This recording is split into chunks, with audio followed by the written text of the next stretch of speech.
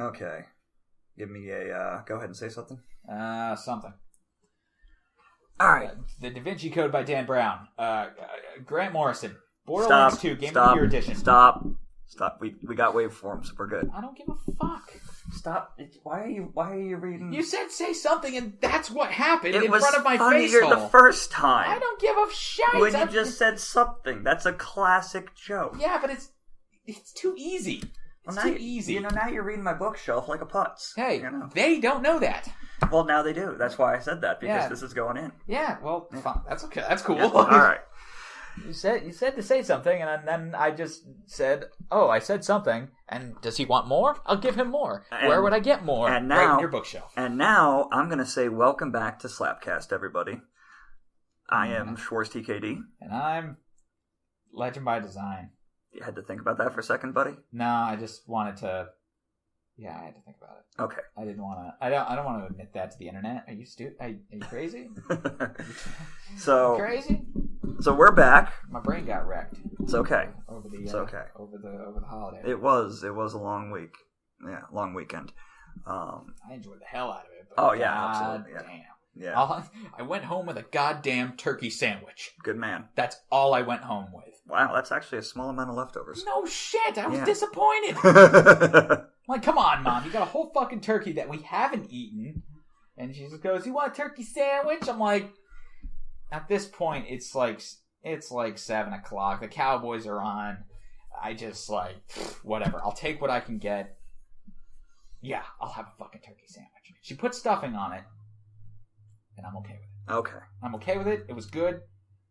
But I wanted more than a goddamn sandwich. I just took the weekend off from work, and I was fine with that. So, at the time of recording, it is the week where the CW is doing their big 4-parter with Supergirl, Flash, Arrow, and Legends. And I'm about halfway through watching it myself, and so I thought it'd be fun to talk about crossovers. Sure. With just starting with the CW one, I've seen Supergirl and the Flash episodes, and I mean, so far so good. Yeah. The Supergirl didn't really even touch on it until the very end when Flash, because even though she's on the CW now, since I know you're not up to speed on it, she's still not part of the main Earth continuity. She's still in her own separate universe, like Earth 38 or whatever. That's exactly what it was. Yeah. I saw that clip. Yeah, I saw that clip when he's just like, "Oh, I thought you were going to bring an alien." Spoilers, by the way. Spoilers. Supergirl's an alien. Yeah. I thought you were gonna bring an alien, and then I saw one of the clips where they also had live tweets. Yeah. And one of the tweets said, "I love how angry Barry makes Oliver," or "I love how grumpy he makes Oliver." He still does. Well, he's just so up. Like, compared to Stephen Amell's Oliver Queen, Stephen Amell is a good actor. He is. But he just it's like he's pre-programmed. Every time Barry Allen is on the scene, he's just like instant angst. Having watched every episode of Flash and Arrow to date, it is. You put Barry in the same room with Oliver, and it's just instant grump. Yeah. It's just... Well, he has to... I feel like it's like a balancing out thing, because normally... I know Barry's got his ups and downs and his problems, but he's normally, especially when he's around Oliver, he's just much more upbeat. He is, and... I mean, Oliver, even with his own cast, is the more intense one for the most part. Yeah. But nothing brings out his irritation better than Barry. Possible exception of Mr. Terrific, who they have cast, they've portrayed him very much like Felicity. That's actually like the joke initially when his character's introduced, is how similar they are. So there's a lot of exasperation with him. Yeah. But yeah, it is, and that scene you're talking about when Barry and Cisco walk in with Supergirl, and everyone's just like she's not an alien, and that's actually a good segue into, one thing I like about a good crossover is when they treat all the characters equally. So and that's when you get moments like that where, to prove that she's an alien, she flies up 10 feet in the air and heat visions the S logo into the floor. And then Diggle's just standing there, because I forget who didn't think she was an alien. It was one of the Legends. Yeah. And I think it was Heatwave. And Diggle's just standing there like, I'm convinced. I'm good. It's when you get those good character moments. Yeah. Now I'm glad. I definitely like how John Ramsey portrays Diggle. He's great. He's been solid since season 1. Yeah. Yeah. Nice. Oh, he was great in Dexter. Mm-hmm. He was awesome in Dexter. I loved it. Honestly, I'm gonna make a lot of people angry if people listen to this, but I've fallen out of love with Felicity Smoke. I'm a bit over that. A lot of people have. I mean, she started out great. Like, she was just like, oh, it's the nerd girl that gets the smoking hot dude, and Stephen Amell is. I'm a perfectly heterosexual male, and I want everyone to know that going in. That's all. That's no shame on that. No shame. No shame. He's a handsome man. He is. He's Canadian, but I'll let that So pass. is Grant Gustin. Yeah. Oh, Grant oh my Gustin? God. Dude, yeah. Right on. Fucking A. I think they just cast supermodels on the CW. I think they just be like, hey, dude, I'm straight and you're hot. So what are we gonna do about this? You want your own TV show? Is that how Supernatural started? Yeah, pretty much. I would say. Oh my God. Yeah. Anyway, back to the point, and I'll agree with you on Felicity. It up until what was it, season 3 when they drive off into the sunset together, but then that whole thing fell apart in season 4, and since then it's just been like, what am I? Awkward. And it's like, why am I still fucking watching this? Oh, because I watch this so that when shit happens on The Flash, the show I do care about, I'm up to speed. No pun intended. Anyway, so I mean, we can keep segueing on and off on this, certainly, but certainly. We'll get back around to it as we talk. But I mean, I love when because they obviously know what they're doing and they obviously respect all their franchises. So they already got for The Flash was when the crossover really started happening. Yeah, that's what made it possible. Right in the beginning, he was gathering all the different team members, all the different characters and everything. They jump to Kara's Earth and bring Supergirl over. Would have been nice to also bring over John and maybe even Mon-El. They have Mon-El on Supergirl now. Yeah, they had Miss Martian. Yeah. Well, and they have Miss Martian as well. They have they have Superman as well. Yeah, I did see. I saw photos of that. Yeah, Mon-El, if you're not familiar, is similar type of alien as Kryptonians. Oh, okay. Yeah, I had no idea. Yeah, he's instead of kryptonite though, their species is like lethally weak against lead. Huh. Yeah. That's interesting. Yeah. In the comics, Superman stuck him in the Phantom Zone to keep him from dying. Oh shit. Yeah. That's a hell of a trade-off. Well, he's in the because since you don't age in the Phantom Zone, he's typically used in the Legion of Superheroes comics, and cartoons, which take place 1,000 years later from present day, where they're able to cure him of his any lead poisoning. Oh, neat. Yeah, so now they have a Superman in the Legion without necessarily needing to pull Superman in from the past. Huh. Yeah, but so far so good, and yeah, the fucking Superman they had was phenomenal. Really? And, yeah, 2 episodes. He nailed Clark. He nailed Superman. Didn't steal the spotlight from Kara. And that actress, as I've said before, is the best part of that. She is the best part of that show. She's adorable. She's great, and which is perfect for Kara.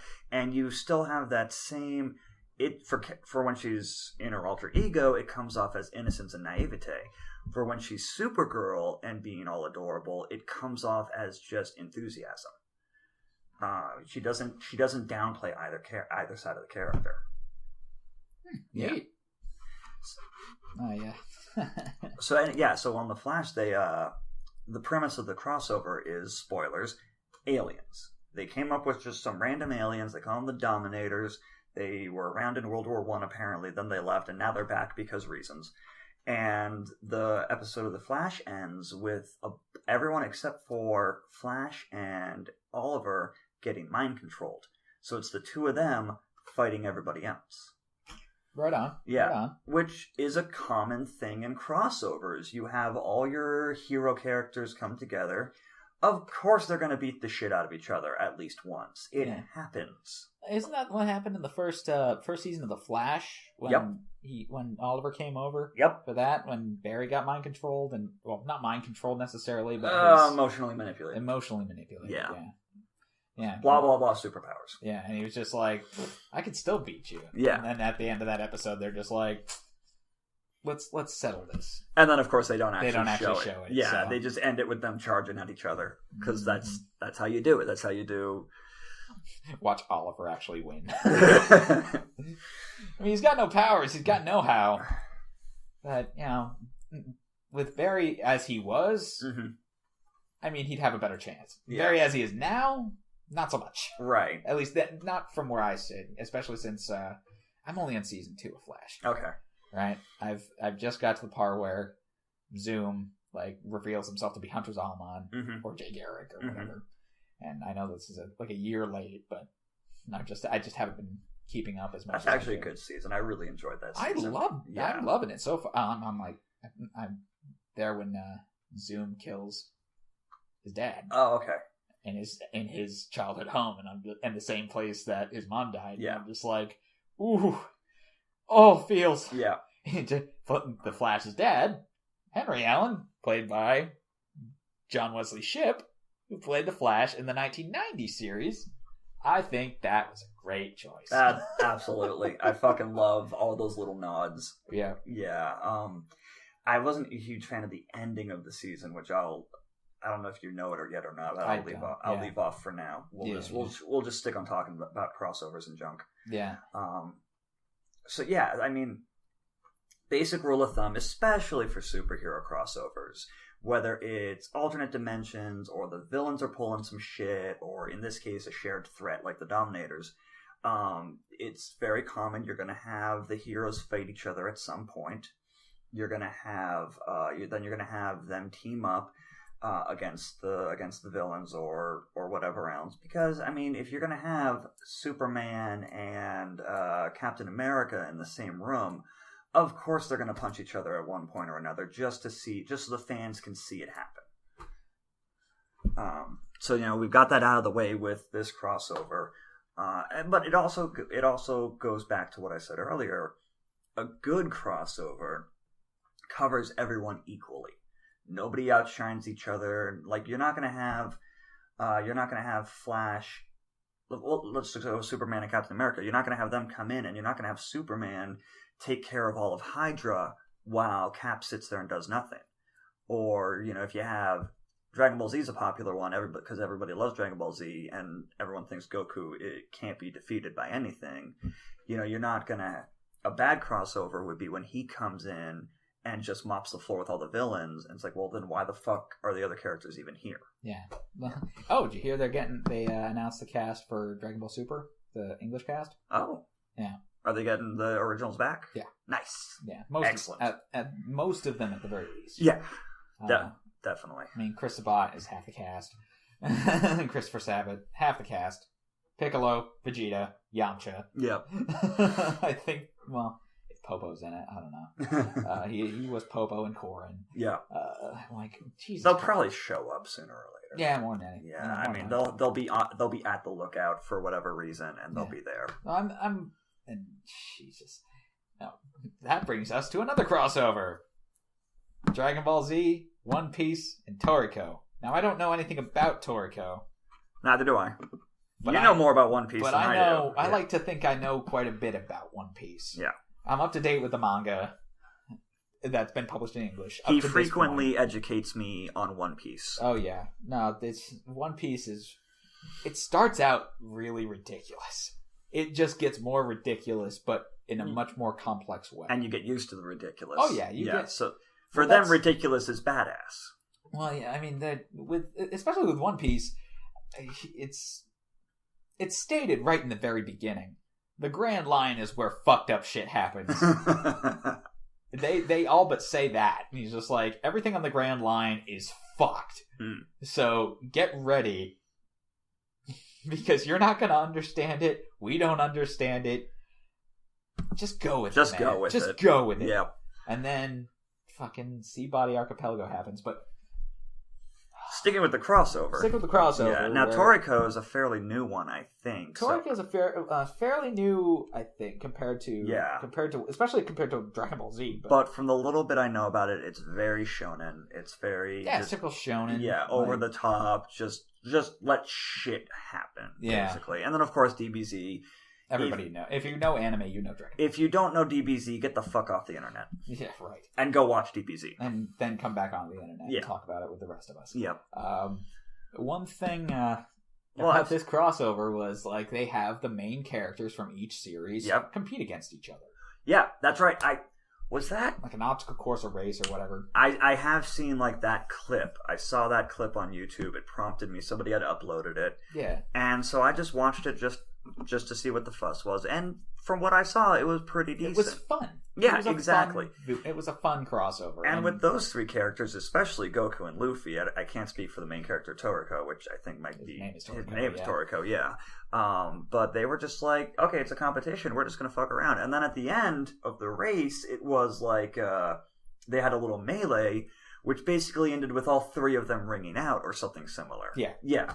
Yeah, but all of them were just ridiculous. Like, they're they're arguably the strongest characters in their respective universes.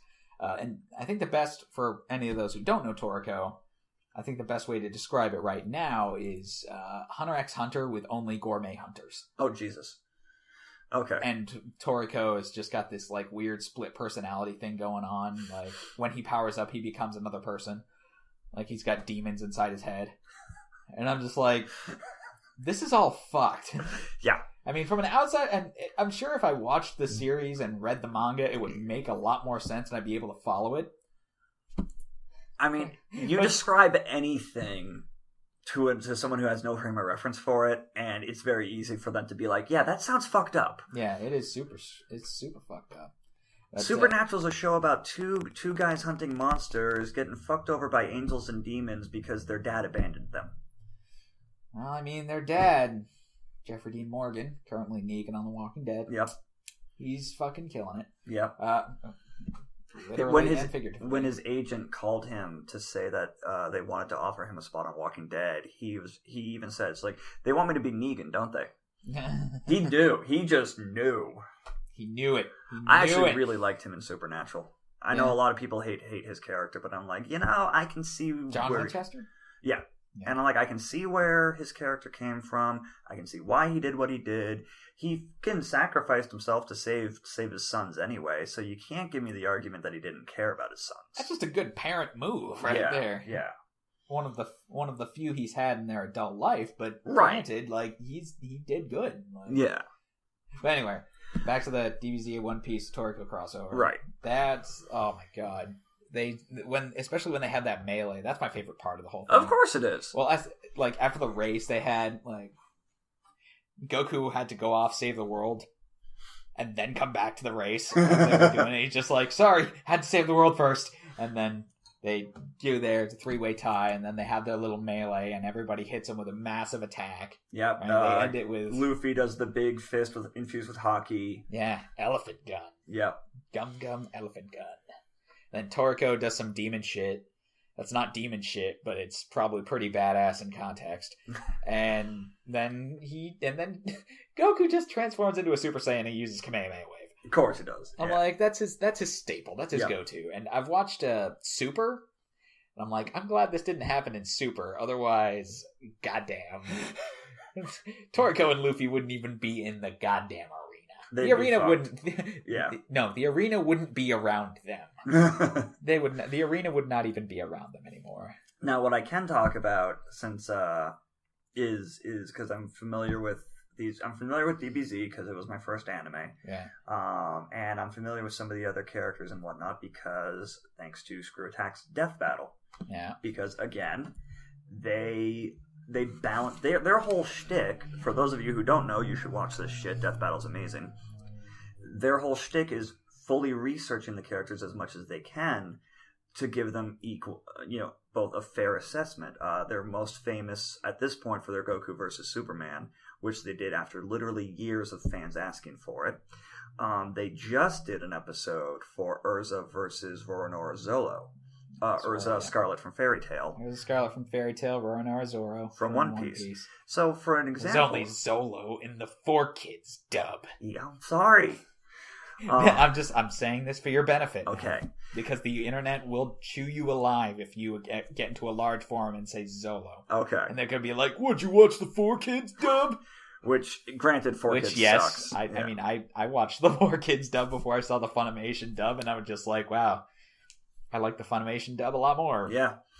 So, for an example of how they figure out how strong these characters are, like, okay, Dragon Ball Z for Goku versus Superman, both of those characters have set things in their universe where they have actual numbers that these guys could run, strength, determination. They could do the math to figure out how strong or how fast these guys are.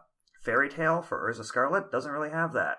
Neither does One Piece. So for One Piece, they looked at a clip where Zoro cuts a literal mountain man in half, and they figured out the amount of force that would need by looking at the guy's mass and everything. So, that's...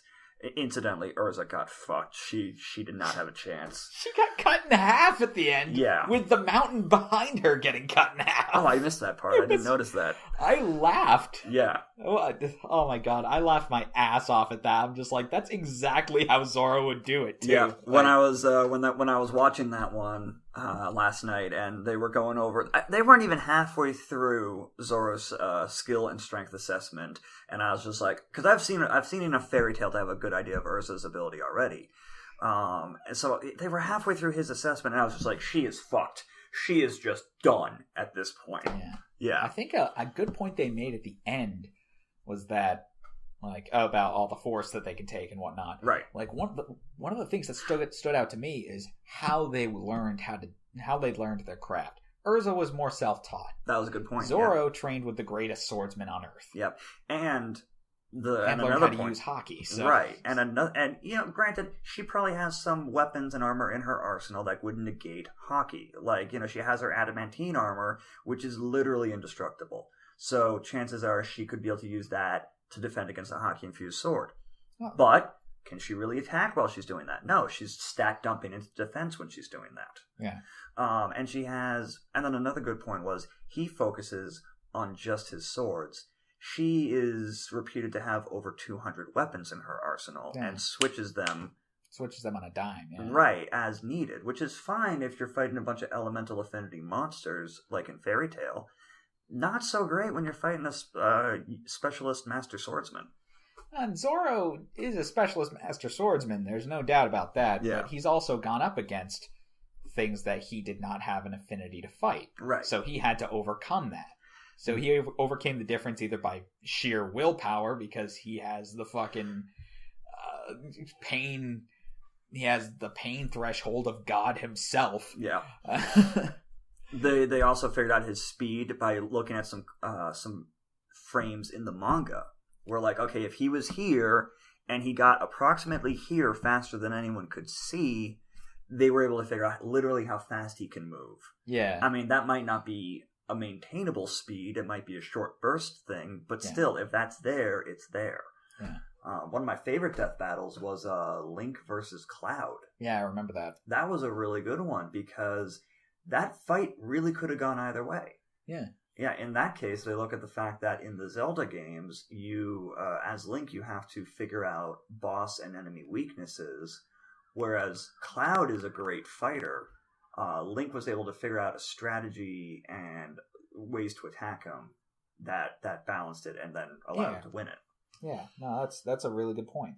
Yeah, then you have fights like Raiden versus Thor, where, okay, just no.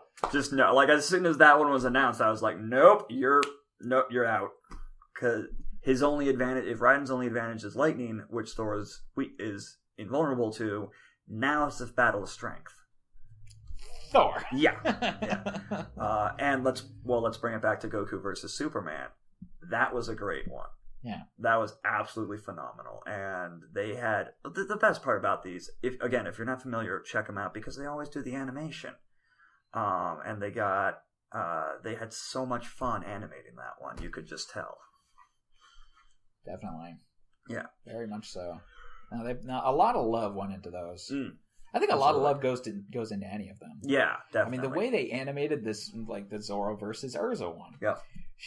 They did it like 16-bit pixelated, I guess, and that was really solidly animated. Yeah. Like I'd watch a series of that. They did Code Monkeys. Yeah, they did the same animation for Mai Shiranui versus Chun-Li, Kratos versus Spawn.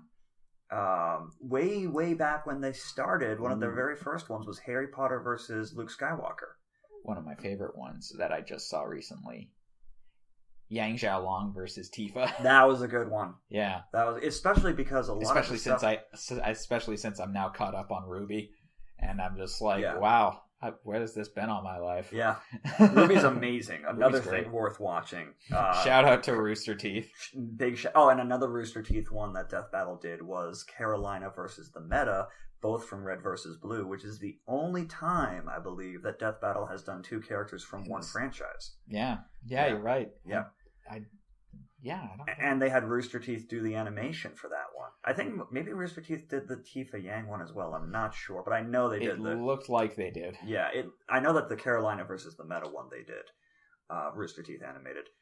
The Yang versus Tifa was great because, again, I played a lot of Final Fantasy, so I know Tifa. I've seen the movie, like Advent Children, a few times. I love that movie. And I was already caught up on Ruby when they did that Death Battle. But they had information that the fans didn't even have yet, like how a lot of the aura and semblance stuff worked. Yeah. Yeah. Well, that caught me a little off guard. Had I not been caught up with Ruby completely, I wouldn't have known that. But the nice thing about Death Battle is that even if you don't know the characters, they'll spell it out for you. Right. Like, again, I'm not really familiar with One Piece. I haven't even seen up to the point where the time skip begins. Yeah. But they explain all this stuff post time skip that Zoro can do, and I'm like, okay, cool, I got it. Like the fucking multiple sword thing was awesome. Yeah. Oh yeah. That was fucking dope. The 9 sword style. Yeah. Yeah. That happened pre time skip one time. Yeah. And I've been waiting for it to come back. I like the another one of my favorite death battles was Soul Bad Guy versus Ragna, I think, from I can't remember the name, but they're both based in fighting games, 2D fighters, and they both have such ridiculous backstories. And it was just such a goofy breakdown of their characters, and the fight was just hilarious. Yeah. Huh. But yeah, their very first one was Samus Aran versus Boba Fett.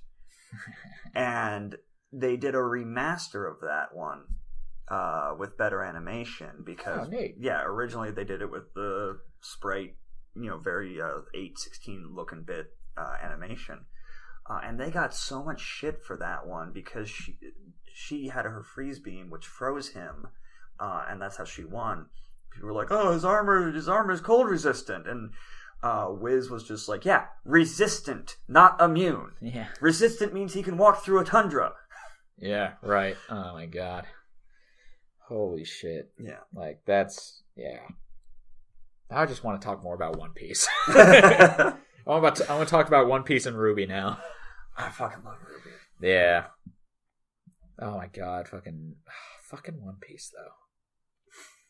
Fucking One Piece. Well, I mean, I hate Usopp with every fiber of my being. I hate Usopp. It's a shonen anime, so it follows that same pattern of every fight is going to be bigger and better and louder than the last.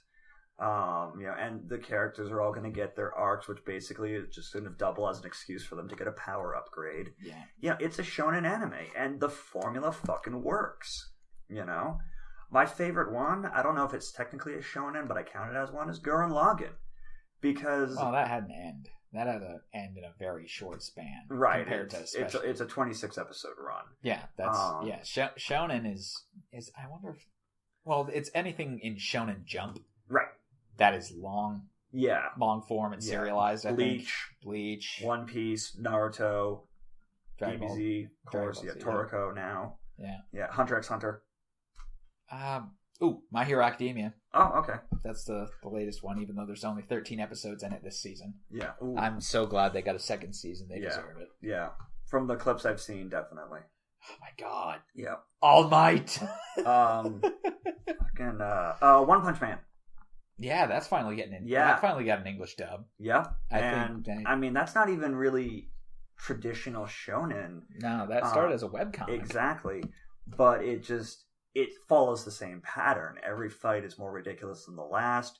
His final fight against Boros is basically One Punch Man versus DBZ, because let's face it, with that hair, Boros is a referencing Saiyans and everything. With that shape. With the shape of his head. And the skill set and powers that he has, and the energy beam. And I just love that fight. I've watched that fight on YouTube sometimes, because I love when they bring in the One Punch Man theme song in that fight, because it's just so bombastic. What does Saitama have? Punching so hard that parts of the ship behind Boros aren't just destroyed, they are obliterated. Have you seen the part when he gets kicked to the fucking one of the moon? ones? Yeah, no, the ones the one like that little training session he had with Genos. Yes, have you seen that one? That was a great fight. He doesn't even hit. Yeah, he just like punches the air in front of Genos, and the cliff behind and somehow Genos doesn't move. Genos doesn't move, but everything behind Genos is fucked. It's just like the fucking ground is still superheated. Yeah. All I can think of is, wow, that is like the definition of get wrecked. Yeah. Like he can. No, I swear to God, fucking Saitama. Boros he's so fun though. He is. He's such an idiot, but that's the fun part about him. And Boros is the only, I think possibly the only thing he's ever fought to handle one of his punches. Punch. Yeah. I mean, he handled several of them. Yeah. Yeah. Oh my god, good time. There was a dream he had about the Subterraneans. Yeah, that was good. I want to see a One Punch Man crossover with DBZ. Or Dragon Ball Super in this point. Dragon Ball Super at this point. Yeah, that would be worth seeing. I would really enjoy that. Especially since the English cast has been thing, and they're producing it they're dubbing it at the same place. Oh, nice. So it makes, I think, is Funimation doing One Punch Man? Yes. I would imagine they would, yeah. They are. Okay, they are. Now, is it Funimation that has the license deal with Netflix? Or is that a different animation studio? I think it's Funimation. What do you mean? They partnered with Netflix. Was it Funimation or was it someone else? Well, what's this spawning from?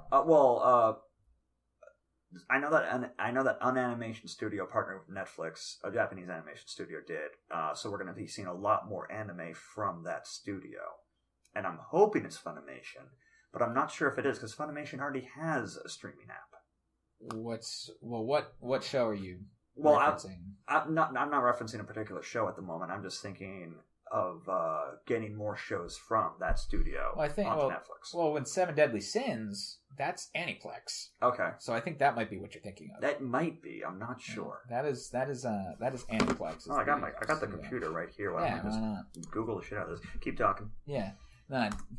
Seven Deadly Sins is another thing I've been caught up with in the manga, and that is just holy fuck. Escanor. Escanor is so fun. Oh, Escanor. When he actually makes an appearance in the mainstream manga and not in an OVA. Yeah. Because he's in an OVA, but not in the anime proper. When he makes an appearance in that, oh, they are gonna have fun. They're gonna have fun with him. Maybe I was thinking of Crunchyroll and Funimation partnering. Yeah, Crunchyroll and Funimation definitely partnering. That's probably what I was thinking of. Because Netflix does a lot of their animation either in-house or with someone like Aniplex. Yeah. Yeah. But anyway, there's... And again, let's go back to what I was saying earlier. You bring in someone like Saitama, who is the literal definition of overpowered. Anyone that you do a crossover with him, you'd want to make sure that it's someone who can that doesn't get overshadowed, ideally by just being able to stand on their own. Yeah. And of course, Goku, really anyone from Dragon Ball Z, but of course it'd be Goku, would be a great example of that. Yeah. I don't know if they'd have a crossover with One Piece, but I mean, Luffy can definitely, especially after this most recent arc in the anime. Yeah. Which is it's just still hilarious to me how Luffy does what he does. Just be like, oh, I'm made of rubber. I can stretch almost infinitely. Fuck off. Yeah. And I have 12 brain cells to my name. 11 are used for fighting.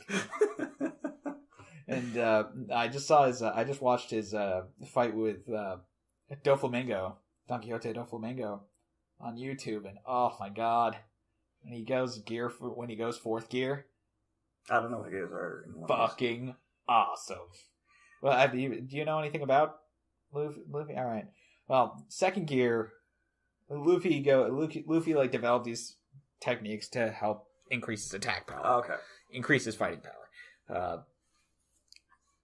He used against Bluno in the Enies Lobby arc, which is where he uses his legs as pumps to increase his blood flow, thereby getting more oxygen to all of his organs and increasing his speed, his strength, and everything.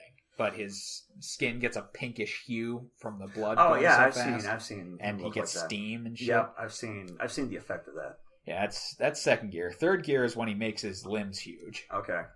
Fourth gear, oh man, just Google that. Okay. I can't even. I can explain it, but I want to hear your reaction. All right. I'll Google Luffy gear. First thing that comes up, Luffy gear 4. Luffy gear 4. What the mother of fuck? Yeah. He's like what does that look like to you? He calls that the bound man. That looks fucked is what that looks like. Well, look at it. He's using hockey too. He covers his arms and legs with hockey. Yeah. And in that form, he can't walk. He just bounces.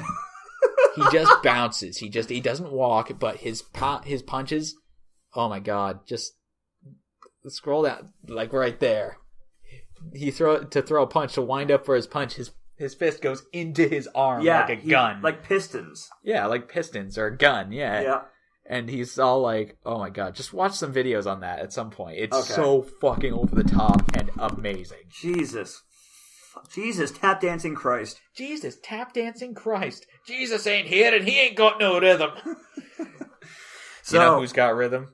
Luffy. Apparently. Luffy's got fucking game. I gotta close that image because he's staring into my soul right now. Yeah, no, he's got like the hockey around his eyes and shit. I'm like, why?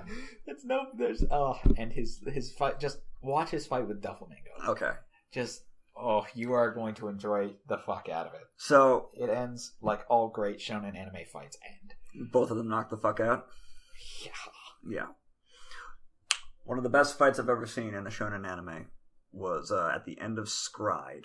Now, Scride was the first manga I had read to completion. It was only 6 books long. Yeah. And so when I started getting money and collecting anime, that was one of the first ones I grabbed when I realized there was an anime for it. And it was also the first time that I saw an anime completely diverge from the manga. They didn't even fucking try to follow it beyond character designs and powers. Yeah. But that was fine because I basically got to experience it twice that way. Sweet. And of course, the main character, Kazuma, I believe was his name. And Ryoho is his rival, which of course they start as enemies and they fight progressively as the show goes on, and they get their power upgrades and everything. Well, the final episode, they had already beaten the big bad guy the previous episode, and that episode then ended with them taking on and decimating an entire invading army of other superpowered characters. Kind of like factory designed ones, so they had a lot of similar sets, so they could just fucking wipe the floor with them. Sure, right. They were grunts, essentially. Yeah. So the final episode is basically them chilling out, catching their breath after that, and they just look at each other like, we doing this? Yeah, we're doing this. Okay. And the entire episode is them having one last fight, and the best part was they didn't jump to stage 3 of their power set. They started from the basics again. And worked their way up to it. Oh, man. It was great. And of course, partway through, they did like a dual not knockout, but they both got knocked way the fuck back in the landscape they're fighting in, because of course it's a decimated landscape. It's a shonen anime. Right. Okay. And they had little character moments, introspection and whatnot, and then they just jumped to stage 3 and literally fought in space.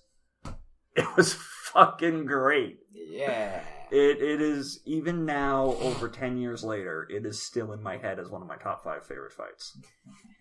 Because it was so perfectly staged. It was like the fucking fight in Winter Soldier, in Captain America Winter Soldier, where they, on the bridge, where it goes from a car chase to a gunfight to a knife and fist fight.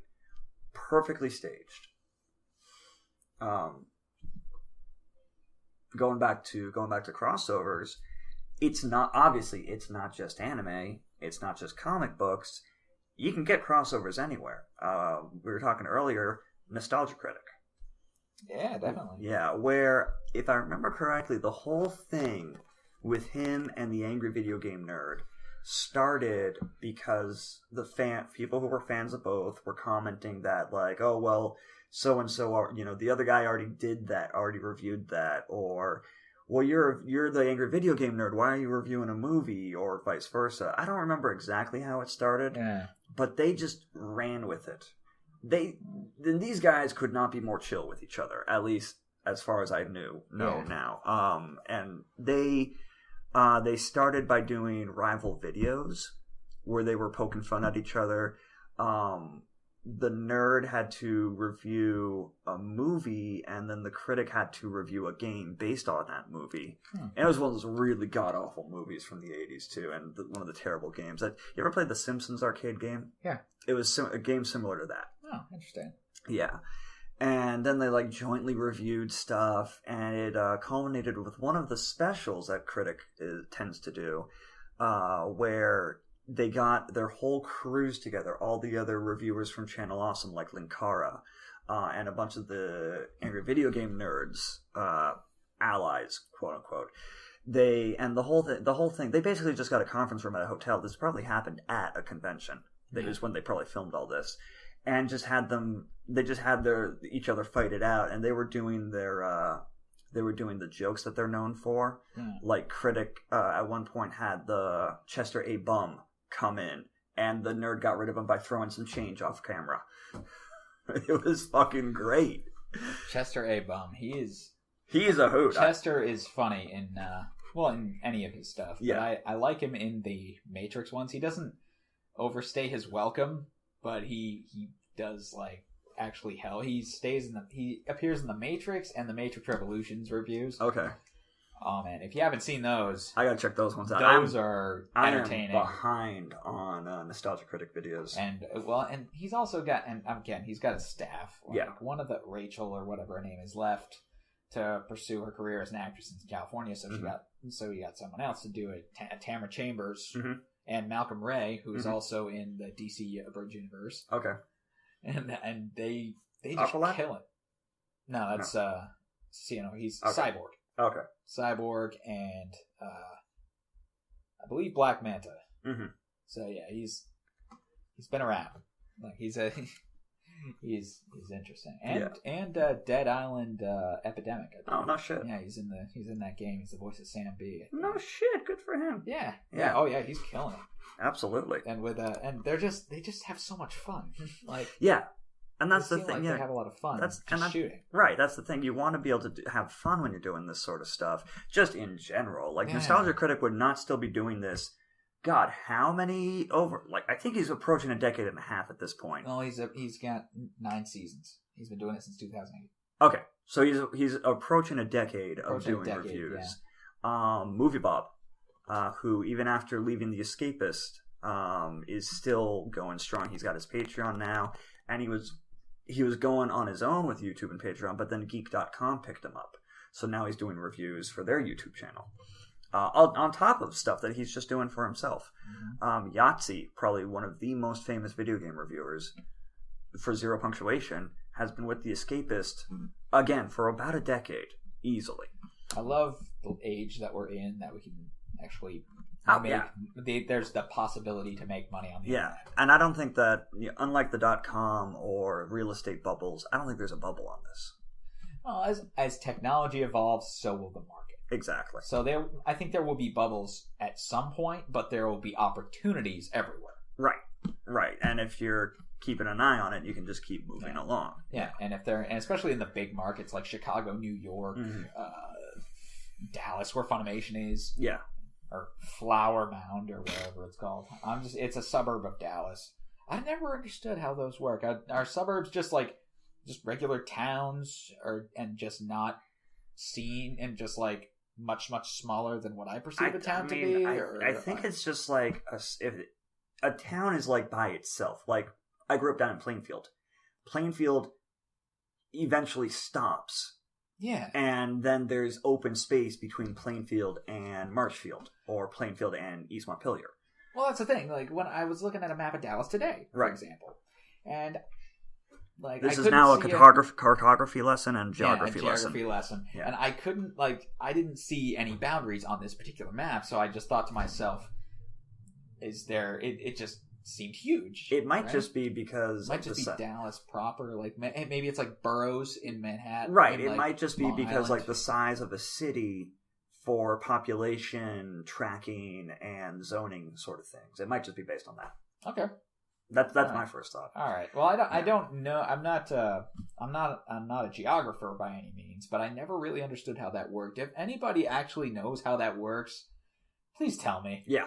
I've lost sleep over it. He has. I don't know if he has. I don't watch him. I make maps for a living. And that's right, you do. That's right, I do. And I make it at county levels, and that's easy. Yeah.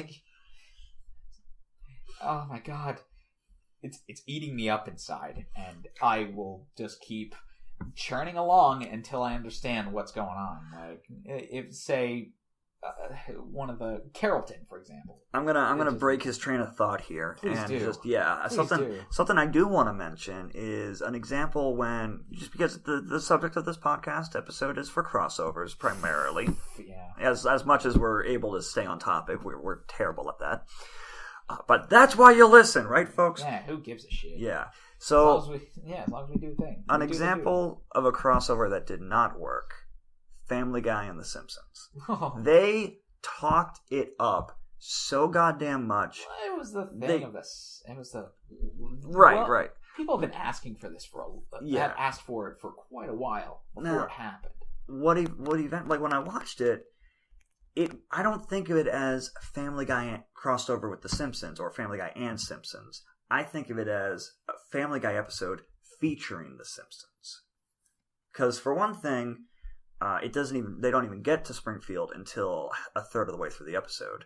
The first third was a whole bunch of Family Guy setup jokes as an excuse to get them out of town.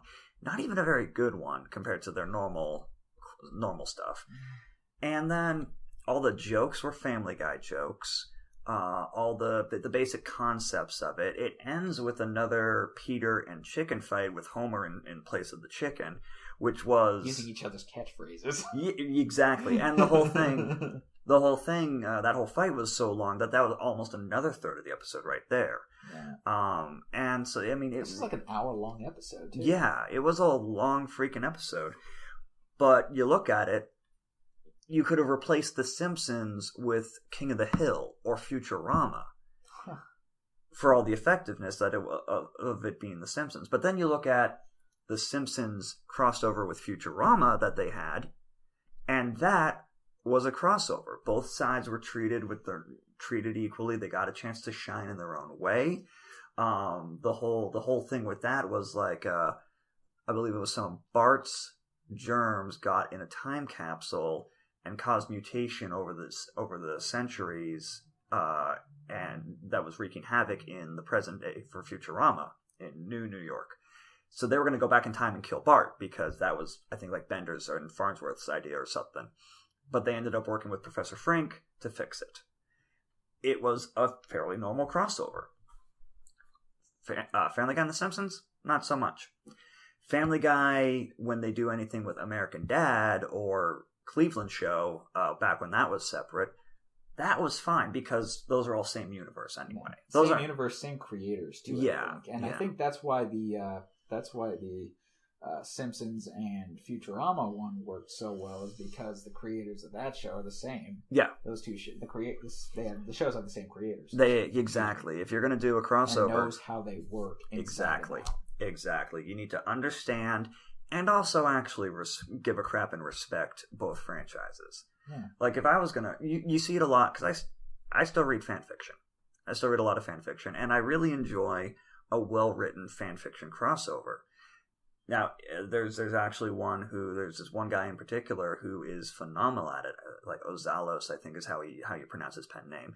He actually, on his fanfic.net page, wrote for a while, he might still be there, a post about the cardinal sins of crossovers, like the do's and don'ts. And some of those things are things I've been talking about. If you're going to have One Punch Man visit the DC universe, don't have him overshadow everybody. Don't have Saitama punch Goku and punch Superman in half. If you're going to have Batman visit, I don't know, Family Guy, let him still be Batman. Let him still be Kevin Conroy as Batman. Exactly. So you have to understand and respect the franchises. I think he used an example of if you have Luke Skywalker come to the Harry Potter universe, and you have or even better, if you have Naruto visit the Harry Potter universe and all of the ninja things are doing the exact same things that magic does, they're not. Then why did you even have the crossover? Have chakra and magic be separate. That's the point of having the crossover. Yeah. Two separate power sources. Exactly. That can do two different things and have their own limitations. Yeah. I'm definitely that's one thing about My Hero Academia that I like so much. And if anyone crosses My Hero Academia with anything else, I'll find out where you live. Just let that have its day. Please. Well, to bring it back around real quick, so the CW 4-parter isn't really a crossover. It's a team up. Yeah. And I mean, a lot of the same rules apply. You got to respect both franchises, all the characters. You got to give them a chance to show off. Part of how you do that is by having the heroes beat the shit out of each other for a little bit. Yeah. Yeah, I guess I can't really argue with that. Yeah. Well, it's a good excuse to show them fighting before the big fight with the villain or the whatever the threat is. Is Vixen part of that team up? Yes. Okay. Well, not yet though. She's on Legends now. She's crossed. I know she crossed over to Arrow one time. She crossed over to Arrow. Now the Vixen that they have on Legends right now is not that Vixen. It's a different person with her skill set. Huh, okay. Yeah, it's not Mari McCabe, or it's not Mara. No, Mari. It's not her. Okay. I can't remember the character's name. She's part of the Justice Society of America, I think. Oh, okay. Because don't forget, Legends do the whole time travel thing. Yeah. Yeah. So she because Kendra left, and Carter as well. Also, Rip is missing in action this season of Legends, Rip Hunter. So they added a couple characters to the cast to fill up the gap. And partly she's there to fill I feel like she's partly there to fill the ethnic woman role that Kendra was filling. Yeah.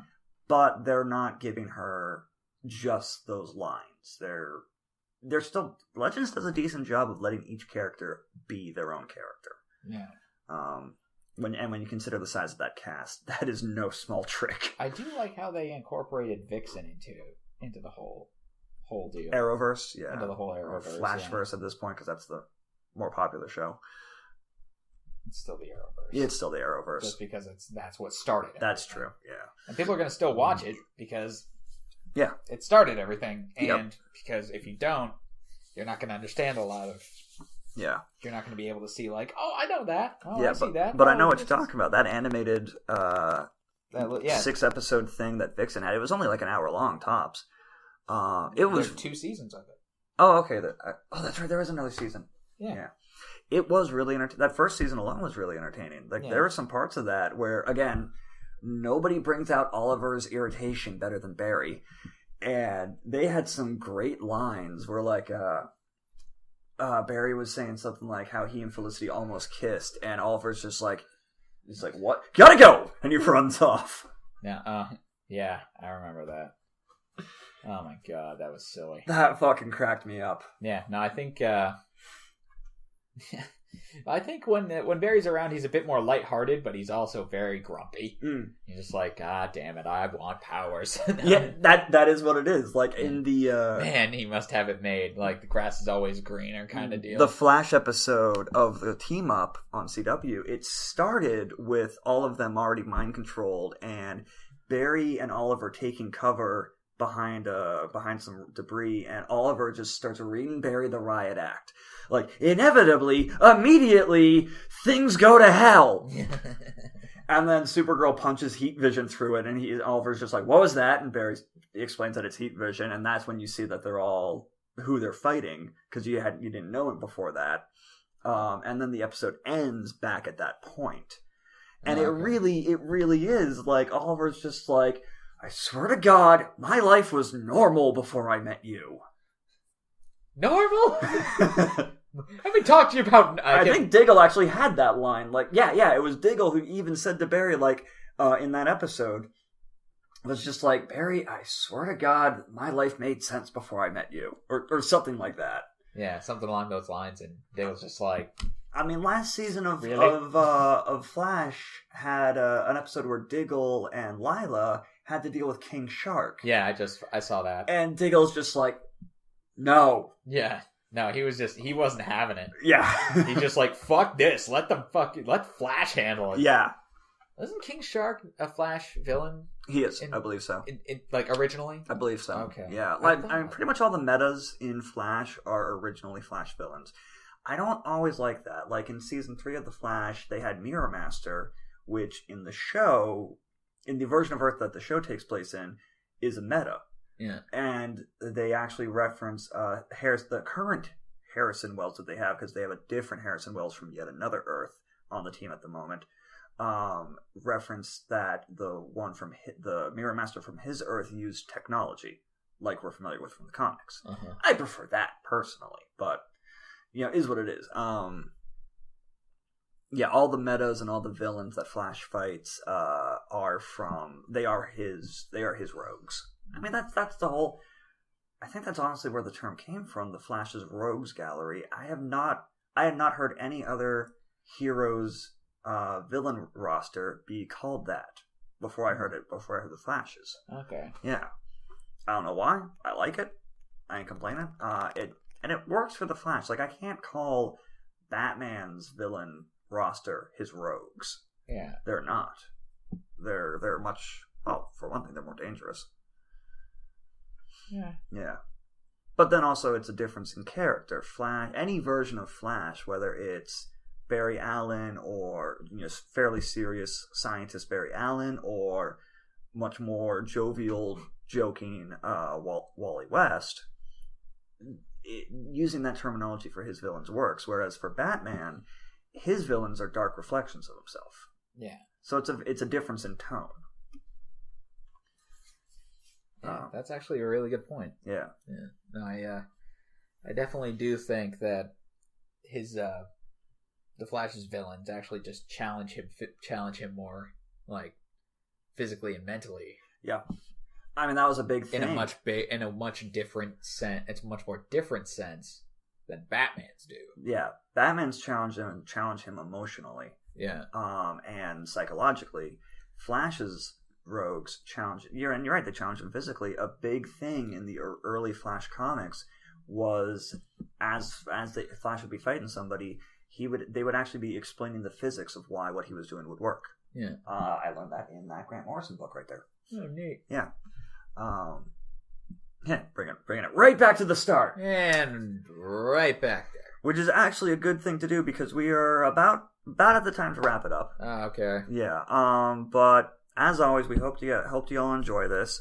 If you have something that you'd like to hear us talk about, any topic at all, or something more specific, like, talk about these characters doing a crossover, or what do you think of this show? Yeah. And whatever you guys want to hear, we would love to hear your suggestions. Yeah, definitely. Yeah. Leave a comment here. Whether you're watching this on the SoundCloud or YouTube or iTunes, we would love to hear what you guys have to say. Yeah, definitely. Please. You can find us on Facebook as well. We forgot to mention that at the beginning, since we are the official podcast of Slap Happy Chaps. Yeah. You can find us on Facebook. Leave a comment there. Find us on Twitter at Slap Happy Chaps. Yep. None of this underscore nonsense. Underscore. I don't know. I just thought, like, I've seen I'll take Undertale. Undertale. Yeah. Have you even played Undertale? Not yet. Oh my god. And on that note, have a good night, everybody. Please do. Please do. Please do. Please do. Please do. Please do. Please do.